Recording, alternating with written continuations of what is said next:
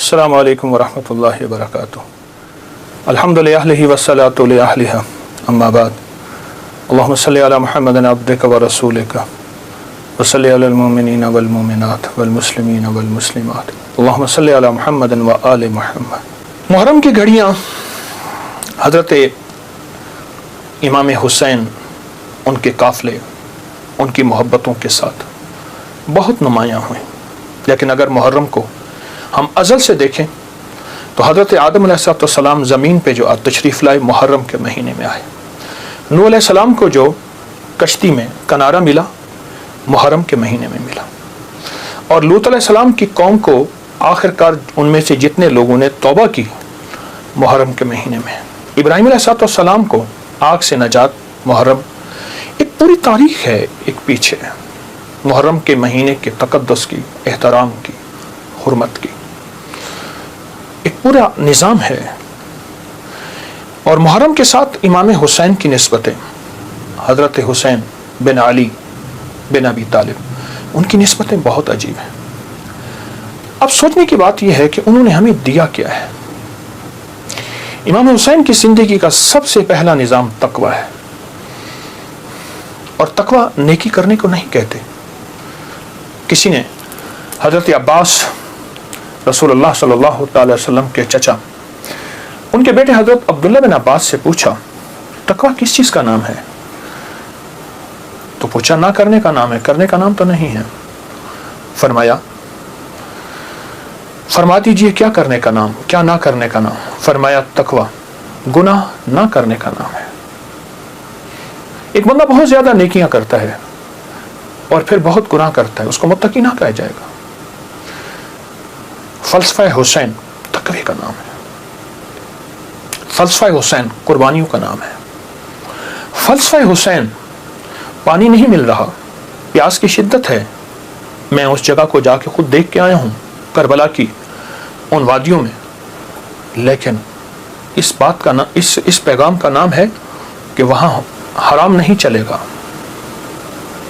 وہاں مشکوک نہیں چلے گا، وہاں حلال طیب اور طاہر زندگی چلے گی. ایک نظام ہے.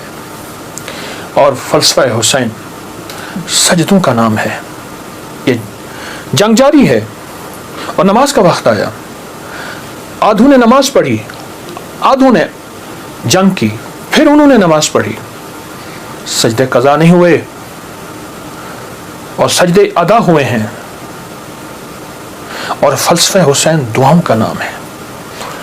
وہاں کربلا کی وادیوں اور گھڑیوں میں امام حسین نے بہت دعائیں مانگی اور وہ دعاؤں کی پوری کتابیں اس وقت موجود ہیں. وہ دعائیں کیا تھیں؟ جس میں اللہ کی محبت، جس میں اللہ کے ساتھ عشق، جس میں اس کی ذات عالی کے ساتھ تعلق اور محبت، ان دعاؤں کا نام ہے. اور فلسفہ کربلا کا ایک پیغام دیتا ہے کہ خیال کرنا، جب ایک طرف حق ہے اور ایک طرف نہ حق ہے، اور وہ حق حلال کی شکل میں آئے، طیب طاہر کی شکل میں آئے، حلال کی شکل میں، طیب طاہر کی شکل میں آئے، تو پھر حلال کبھی نہ چھوڑنا. اور حرام کے اوپر تمہیں کائنات کیا تخت مل جائے، اس کو کبھی اس کے قریب نہ جانا. زندگی کا ایک سفر میں آپ طے کر رہے ہیں اور طے کریں گے موت تک. وہ ہستیاں زندگی کا سفر طے کر گئیں، لیکن انہیں ہم مردہ نہیں کہیں گے. اور اللہ کے عاشق ہمیشہ زندہ ہوتے ہیں، اور عاشقوں کی زندگی ہی اصل زندگی ہے. اور وہ زندگی ایسی زندگی ہے جس زندگی کے بعد موت نہیں ہے. ایک عجیب واقعہ علامہ جلال الدین سیوطی رحمۃ اللہ نے لکھا ہے. ایک شخص اپنی والدہ کے قبر پہ جاتا تھا اور قرآن پڑھتا تھا. تو خواب میں والدہ آئی، کہنے لگی بیٹا تو آ کے نا کچھ دیر بیٹھ جایا کر، پھر قرآن پڑھا کر، اس سے پہلے قرآن نہ پڑھا کر. کیوں؟ جب تو آتا ہے قرآن کا نور تجھے گھیر لیتا ہے. بیٹا میں تجھے دیکھ نہیں سکتی، تیرے قرآن پڑھنے سے میری قبر نوری، نورانی، روحانی، اس میں روشنی، اس میں برکت. لیکن میں تجھے دیکھنا بھی چاہتی ہوں. ماں ہوں، ماں کی مامتا بیٹے کو دیکھ کے بھی کلیجہ ٹھنڈا کرتی ہے. یہ زندہ ہوتے ہیں، ان کو موت نہیں آتی. ان ہستیوں نے ہمیں ایک پیغام دیا، ان ہستیوں نے ہمیں ایک زندگی کا سبق دیا کہ کبھی بھی زندگی میں اگر یہ نظام آ جائے تو پھر حلال اور حرام کی پہچان کرنی ہے، پھر حق اور ناحق کی پہچان کرنی ہے، اور حلال اور حرام میں اگر کنبا جا رہا اور معصوم بچے جا رہے، اور پھر یہ نہیں دیکھنا کہ کون جا رہا، پھر دیکھنا یہ ہے کہ اللہ کی راہیں سچی راہیں کون ہیں اور کہاں ہیں اور کیسے ہیں۔ امام حسین کی زندگی میں اور ان کا جتنا بھی قافلہ تھا، ان کی زندگی میں کچھ وظائف بھی ملتے ہیں جو میں لوگوں کو بہت بتاتا ہوں، اور اس سے بہت فائدہ ہوتا ہے اور اس سے بہت نفع ہوتا ہے۔ ایک عمل دیتا ہوں، بہت زندگی میں کام آئے گا ان مبارک گھڑیوں کے حوالے سے۔ وہ عمل یہ ہے کہ آپ 2 تسبیح سورۃ فاتحہ کی پڑھیں، اول آخر 3 دفعہ درود شریف، اور سورۃ فاتحہ کی 2 تسبیح پڑھ کے اور اس کا ہدیہ حضور کے گھرانے کو ہدیہ کریں، اور اگر چاہیں تو 2 تسبیح سورۃ اخلاص کی پڑھ لیں، 2 تسبیح سورۃ اخلاص کی، اور اس کا ثواب حضور کے گھرانے کو ہدیہ کریں۔ اور یہ سورۃ اخلاص کا پڑھا ہوا ہدیہ اللہ کی رحمت سے نوروں میں، برکتوں میں اور اللہ کی رحمتوں میں پہنچتا ہے 100%۔ اور حضور کے گھرانے کو ہدیہ کریں، اور حضور کے گھرانے میں حضور کی بیویاں، بیٹیاں، داماد، نواسے، نواسیاں، یہ حضور کا گھرانہ ہے، اور اس حضور کے گھرانے میں یہ حسینی قافلہ بھی حضور کا گھرانہ ہے۔ ان کو ہدیہ کریں حضور کے گھرانے کو، اور جو مراد مانگے اللہ عطا کرتا ہے۔ اور یہ مسلسل عمل کرتے رہیں۔ آپ دن کے کسی وقت صبح شام 2 تسبیح سورۃ اخلاص پڑھ لیں، ہر دفعہ بسم اللہ الرحمن الرحیم 7 پڑھیں، اور اول آخر درود پاک پڑھیں، اور پھر یہ تسبیح آپ ان کی خدمت میں ہدیہ کر دیں۔ آپ کا کوئی مسئلہ ہے، آپ کی کوئی مشکل ہے، آپ کی کوئی پریشانی اور ناممکن ہے، اس مسئلے، مشکل اور پریشانی میں یقیناً آپ کے لیے خیر کی، برکتوں کی اور رحمتوں کی اور خوشیاں خوشحالوں کی راہیں کھلیں گی۔ بے اولاد ہیں، بے گھر ہیں، بے در ہیں، درد مند ہیں، مریض ہیں، کوئی افاقہ نہیں ہو رہا، جادو، جنات، اثرات، بندشیں، ناکامیاں، مشکلات، راستے بند ہیں، کوئی زندگی کی مشکل ہے جہاں آپ کہتے ہیں کہ بس ہم ٹھہر گئے ہیں اور اس کا حل صرف موت ہے، اس کے علاوہ کوئی راستہ نہیں، تو آپ بہت زیادہ حیرت انگیز یہ وظیفہ چند دن، چند ہفتے زندگی میں اس کو شامل کریں۔ میرا تو مشورہ تھا ساری زندگی اس کو اپنی زندگی میں شامل کر لیں۔ آپ گمان نہیں کر سکتے کہ آپ کو اس کا نتیجہ، اس کا رزلٹ کیا ملے گا، اس کی برکتیں آپ کو کیا ملیں گی۔ میرے پاس اتنے تنگ دست اور پریشان لوگ آئے جو زندگی کی بازیاں ہار چکے تھے اور جو خدا نخواستہ خودکشی کا سوچتے تھے اور برے برے خیال آتے تھے۔ میں نے انہیں کہا کہ 2 تسبیح صبح، 2 تسبیح شام پڑھ لو، اگر صبح شام پڑھ لیں تاثیر بڑھ جائے گی۔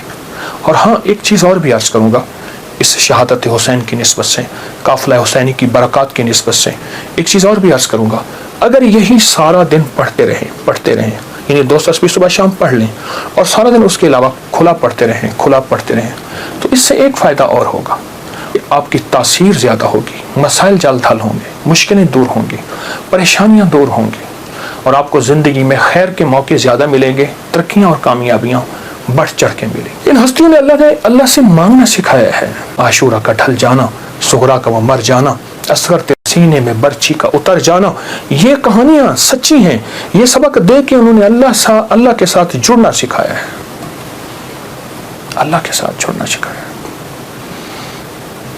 اور وہ ایک پیغام دے کر گئے ہیں کہ خیال کرنا، گردش ایام جو بھی آئے، عروج ہو یا زوال ہو، زندگی کے سفر میں اللہ کو نہیں چھوڑنا، اور اس کے راستے نہیں چھوڑنے، اور اس کی سچی راہیں نہیں چھوڑنی، اور وہ سچی منزل نہیں چھوڑنی۔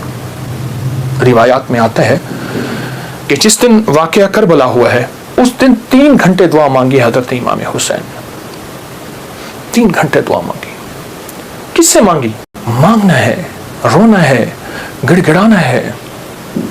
ایک نفل بتاتا ہوں، وہ بہت کمال نفل ہیں۔ یہ نفل پڑھنے ہیں 9 محرم کی شام کو، اور پھر پڑھنے ہیں 10 محرم کی شام کو۔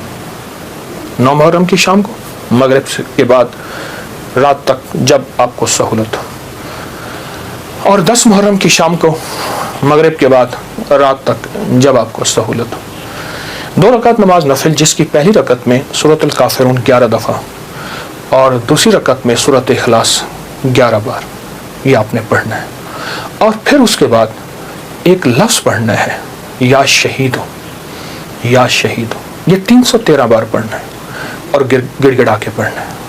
اور اب تک جتنے بھی شہید ہوئے اللہ کی محبت میں، انبیاء جتنے بھی شہید ہوئے، انبیاء شہید ہوئے، اور اہل البیت، اصحاب رسول، اور خاص طور پہ قافلہ حسین، ان کی شہادتوں اور اللہ کے ہاں ان کی مقبولیت، محبوبیت کو سامنے رکھ کے اور اپنے مسائل کا تصور کرنا ہے. یہ نفل ان لوگوں کے لیے ہیں، یہ نفل ان لوگوں کے لیے ہیں جو کسی ایسی بیماری میں مبتلا ہیں جس کا تعلق خون سے ہے، دل سے ہے، جگر سے ہے، ان 3 چیزوں سے ہے. جگر کی بیماریوں میں سارا ہیپیٹائٹس آ جاتا ہے، سارا یرکان آ جاتا ہے، سارا خون کی کمی، خون کا بننا آ جاتا ہے. اور دل کی بیماریوں میں سارے وساوس، ساری ٹینشن، ساری انزائٹی، سارا اسٹریس، سارا ذہنی کھچاؤ، تناؤ، دباؤ، اور ساری نیند کی کمی، اور دل گھٹا رہنا، ہر وقت پریشان رہنا. یا پھر دل کی بیماریوں میں ہائی بلڈ پریشر ہے، اور پھر اس کے علاوہ دل کی اور بیماری ہیں کہ اسٹینٹ ڈلنے کی ضرورت ہے، بائی پاس کی ضرورت ہے، فلاں فلاں. یہ ساری دل کی بیماریاں. اور خون کی بیماریاں، خون کی بیماریوں میں جلدی بیماریاں، سکن کی بیماریاں، خون گاڑھا ہے، کولیسٹرول ہے، یوریا ہے، اس میں یورک ایسڈ ہے. یہ میں سمجھتا ہوں کہ جسم کی بیماریاں ہی یہی ہیں جتنے میں نے تذکرے کیے ہیں. یا شہید ہو، یا شہید ہو پڑھیں گے اور ڈوب کے پڑھیں گے 313 دفعہ. سال میں 2 دن ہے سارے. اولیاء سے یہ بات ثابت ہے. جو عمل بتاتا ہوں میرے حال عمل کے ساتھ سند ہوتی ہے، حوالے ہوتے ہیں. کوشش ہے، دعویٰ نہیں کرتا کہ میرے ہر عمل کے ساتھ سند ہو، ثبوت ہوں، حوالے ہوں، بغیر حوالوں کے نہیں. تو یہ بڑی بڑی اولیاء ہستیوں سے ثابت ہے، اور صدیوں سے یہ سعادت چلی آ رہی ہے. اگر آپ یہ عمل کر لیں تو اس عمل سے بہت حیرت انگیز رزلٹ، نتیجے، خیریں اور برکتیں ملیں گی. بس صرف 2 دن کا عمل ہے، اور میرا تو مشورہ ہے اس عمل کو پھیلائیں. 2 نفل، پہلی رکعت میں سورۃ الکافرون، دوسری میں اخلاص، سلام کے بعد اول آخر 3 دفعہ درود شریف، اور 313 دفعہ یا شہید. اب میری طرف توجہ سے دیکھیں کہ یا شہید پڑھنا کیسے ہے. ہر دانے کے اوپر ڈوب کے پڑھنا ہے، گڑ گڑا کے پڑھنا ہے، یا شہید ہو. اور انبیاء کی شہادت، سارے انبیاء کی شہادت، اور میرے حضور کے صحابہ کے غزوات کی شہادتیں، جتنے غزوات ہوئے ان سب کی شہادتیں، اور آل رسول کی شہادتیں. اور اس کے بعد جتنے بھی اولیاء، صلحاء، اور جتنے بھی اللہ کی راہوں میں شہید ہونے والے، ان کی شہادتیں. فرمایا قیامت کا دن ہوگا، شہید کے ہاتھ پہ اس کا سر ہوگا اور اس سے خون ٹپک رہا ہوگا، اور اللہ جل شانہ پوچھیں گے میرے بندے تو کیا لایا؟ تو وہ سر کی اوپر جو زبان ہوگی وہ بولے گی کہ اللہ یہ قربانی لایا ہوں، اور تیری راہوں کے اوپر اور تیرے راستوں میں، میری زندگی میں سب سے قیمتی چیز میری جان تھی، میں نے تیری راہوں میں دے دی.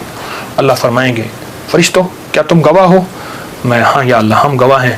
فرمایا تم سچ کہتے ہو، لے جاؤ. اور جنت کے سارے دروازے پکاریں گے آپ ہماری طرف آئیں، آپ ہمارے پاس آئیں. اور فرمایا وہ مہکتے چہکتے جنت میں داخل ہوں گے. شہداء کی اللہ کے ہاں بہت قیمت ہے، شہداء کی قیمت ہے. تو آپ جب یہ عمل کریں گے، اس عمل کے ساتھ ایک حیرت انگیز برکتیں ان کی مل جائیں گی، سعادتیں مل جائیں گی. اور میں بعض شہداء ایسے ہیں جو قیامت کے دن اکیلے نہیں جائیں گے، وہ ساتھ لے کے جائیں گے. حاجی سفارش کرے گا، حدیث میں آتا ہے، مفہوم ہے. حافظ قرآن عامل بعامل سفارش کرے گا، آقا کا فرمان ہے صلی اللہ تعالی علیہ وسلم کا. اور شہید سفارش کرے گا، اور بھی بہت سے لوگ سفارش کریں گے. تو اس عمل کے کرنے والا شہداء کے ساتھ نسبتیں پاتا ہے، اور اس عمل کے کرنے والے کے تعلق شہداء کے ساتھ ہے. اس عمل کو ضرور کیجیے گا، اور زندگی کی ترتیب بنا لیں. 9 اور 10 محرم کو اس عمل کو کبھی نہ بھولیے گا.